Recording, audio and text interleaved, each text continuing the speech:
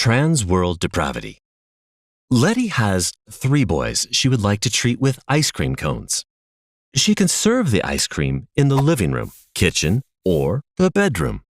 It's possible that each boy eats his dessert with no problems, and that all 3 have a lovely time. That's what Letty would like. But whether that turns out to be what actually happens will be up to her boys in the end, and not to her. As it turns out, each boy is inclined toward naughtiness. Being placed in the living room will trigger a fight over who chooses what music to play. The kitchen will see a fuss over the last cookie in the jar. And occupying the top bunk will be the prize of a bedroom wrestling match. Even though the boys possess the ability to behave themselves, they won't.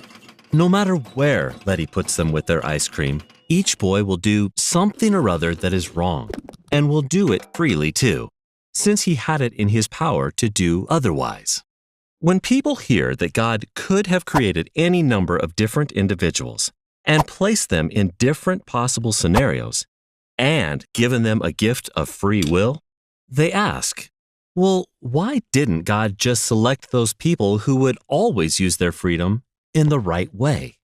Why not choose to create just the ones that are able to act wrongly, but who won't, so long as they are in the right circumstances, which God could certainly provide? Alvina Plantinge has proposed an answer to this question. Perhaps, just like Letty, God isn't necessarily able to guarantee the outcome he most desires. Why? Because it is possible that every person who could be created suffers from what Plantinge calls transworld depravity.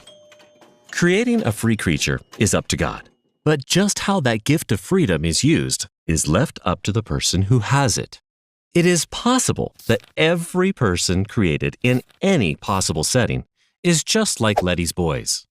If brought into being with the gift of free will, the person will, not must, but will use that freedom in the wrong way at least once.